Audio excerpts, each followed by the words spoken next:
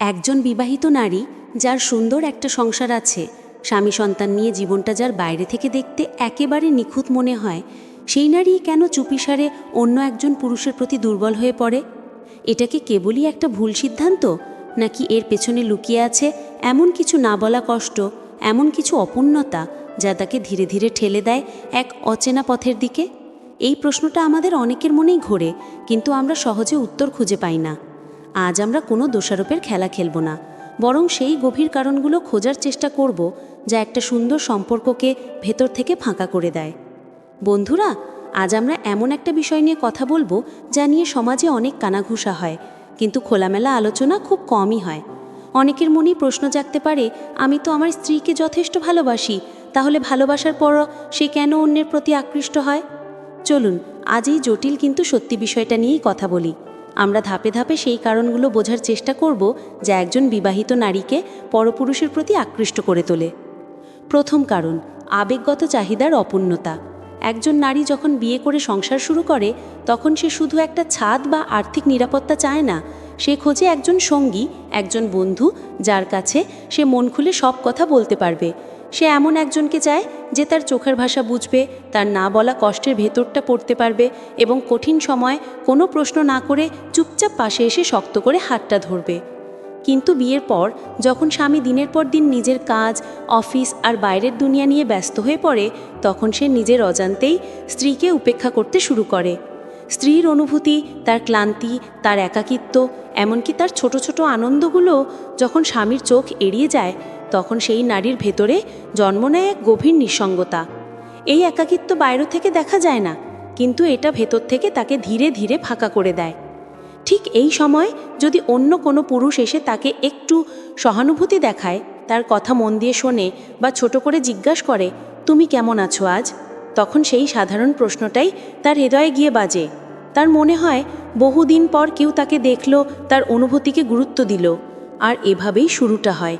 নারী শুধু অন্য পুরুষের প্রতি আকৃষ্ট হয় না, সে আকৃষ্ট হয় সেই মুহূর্তটার প্রতি যখন কেউ তার ভেতরের কান্নাটা সত্যি করে অনুভব করে।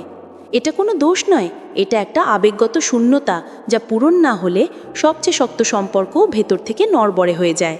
দ্বিতীয় কারণ, অপরিণত দাম্পত্য সম্পর্ক।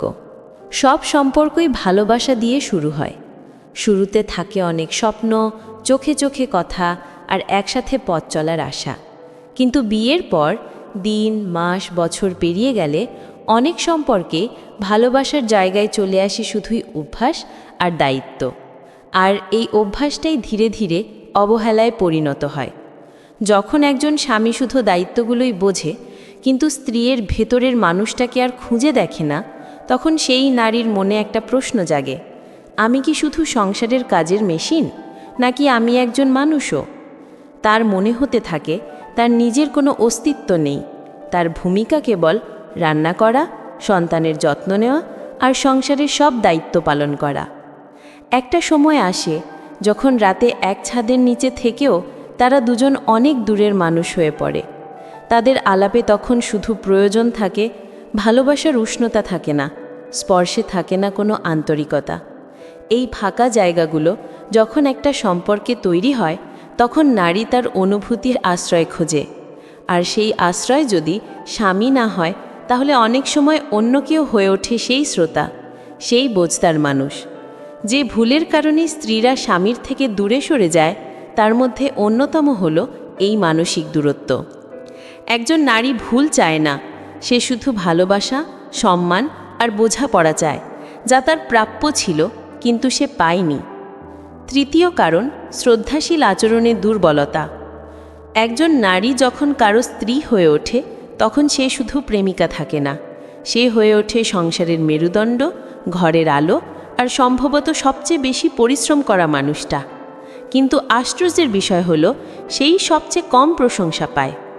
দিন শেষে যখন সে আয়নার সামনে দাঁড়ায়, তার মন চায় কেউ যেন একবার বলে, তুমি কতটা কষ্ট করো আমি জানি, তুমি সত্যিই দারুণ। কিন্তু এই কথাগুলি যখন সে তার স্বামীর কাছ থেকে শোনে না, যখন স্বামী তাকে দেখেও দেখে না, তখন তার ভেতরে একটা শূন্যতা তৈরি হয়। সে ভাবতে শুরু করে, আমি কি আর কারো চোখে সুন্দর নই? আমি কি আর গুরুত্বপূর্ণ নই? ঠিক তখনই যদি অন্য কোনো পুরুষ তাকে একটুখানি শ্রদ্ধা দেখায়, আন্তরিকভাবে কথা বলে বা ছোট করে বলে আপনি একজন শক্তিশালী নারী, তাহলে সেই কথাটা তার কানের ভেতর দিয়ে হৃদয়ের গভীরে গিয়ে পৌঁছায়। নারীরা আসলে প্রেমে পড়ে না, তারা পড়ে শ্রদ্ধায়, বোঝাপড়ায় আর স্নেহে। যখন নিজের ঘর থেকে এই গুণগুলো হারিয়ে যায়, তখন বাইরের একটুখানি ইতিবাচক দৃষ্টি, একটুখানি গুরুত্ব তার কাছে অমূল্য হয়ে ওঠে। চতুর্থ কারণ, একঘেয়েমি এবং নতুনের মোহ। সব সম্পর্কই একটা সময় গিয়ে কিছুটা একঘেয়ে হয়ে যায়, এটা খুবই স্বাভাবিক। একই মানুষ, একই রুটিন, একই কাজের চক্র। সকালে একই কাপ চা, দুপুরে কাজের গল্প, আর রাতে ক্লান্ত শরীর নিয়ে নীরবতা। প্রথম দিকে যে প্রেমে উত্তেজনা, গল্প, হাসি ছিল, সেটা ধীরে ধীরে অভ্যেসে পরিণত হয়। আর অভ্যেস যদি যত্ন না পায়, তাহলে তা একঘেয়েমিতে রূপ নেয়।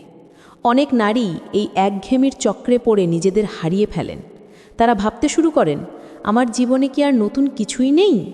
এমন একটা সময় যখন হঠাৎ বাইরের কেউ এসে বলে, তুমি হাসলে তোমাকে দারুণ লাগে, অথবা মন দিয়ে তার না বলা গল্পগুলো শোনে, তখন সেই নতুন মানুষটা তার কাছে একটা জানালার মতো মনে হয়, যেখান দিয়ে তাজা বাতাস আসে, নতুন অনুভূতি আসে। সেই নারী ভুল করতে চায় না, সে শুধু একটু নতুনত্ব, একটা ভিন্ন অনুভূতি, একটু নিজেকে ফিরে পাওয়ার জায়গা খোঁজে। পঞ্চম কারণ, সামাজিক যোগাযোগ মাধ্যমে তৈরি হওয়া ঘনিষ্ঠতা। আজকের ডিজিটাল যুগে কারো সঙ্গে ঘনিষ্ঠ হতে খুব বেশি সময় লাগে না। আগে যেখানে প্রেম হতো মুখোমুখি বসে, চোখে চোখ রেখে, আজ সেখানে একটা ইনবক্স, একটা স্টোরি রিয়্যাক্ট বা একটা হাই দিয়েই নতুন সম্পর্কের যাত্রা শুরু হয়। আপনি হয়তো ভাবছেন, এগুলো তো সাধারণ কথাবার্তা, এতে আর কি হবে? কিন্তু আসল বিপদ এখানেই। যখন একজন নারী দিনের পর দিন অনুভব করে যে তার নিজের মানুষটা তাকে আর আগের মতো খেয়াল করে না, তখন সে ভেতর থেকে নিঃসঙ্গ হয়ে পড়ে। আর ঠিক সেই সময়ই যদি অনলাইনে এমন কেউ আসে যে প্রতিদিন মেসেজ করে, জিজ্ঞেস করে সকালটা ভালো কাটছে তো, বা তোমাকে আজ খুব ক্লান্ত লাগছে, তখন সেই মেসেজগুলো আর কেবল শব্দ থাকে না, তা হয়ে ওঠে তার দিনের প্রিয় মুহূর্ত। একসময় সেই কথাগুলোতে অভ্যস্ত হয়ে পড়ে, ভরসা তৈরি হয়, অপেক্ষা তৈরি হয়, আর ধীরে ধীরে জন্ম নেয় মানসিক নির্ভরতা। এটাই সবচেয়ে সূক্ষ্ম কিন্তু ভয়ঙ্কর এক ঘনিষ্ঠতা, যা শরীরে ছোঁয়া না দিলেও মনের ভেতর গভীর জায়গা করে নেয়। আসলে একটা সম্পর্ক কখনো একদিনে ভাঙে না, তা ভাঙে ধীরে ধীরে, একটার পর একটা না বলা কথা, অভিমান, অভাব আর অবহেলায়। নারীর আকর্ষণ শুধু শরীরে নয়, বরং তার মন এবং মূল্যবোধের গভীর প্রতিফলন। তাই যদি আপনি একজন নারী হন, নিজের আবেগকে দমিয়ে না রেখে সঙ্গীর সাথে কথা বলুন, নিজেকে মূল্য দিন। আর যদি আপনি পুরুষ হন, তাহলে আপনার স্ত্রীকে বোঝার চেষ্টা করুন, তার কথা শুনুন, তাকে সম্মান দিন, কারণ সে আপনার জীবনের সঙ্গী, বোঝা নয়।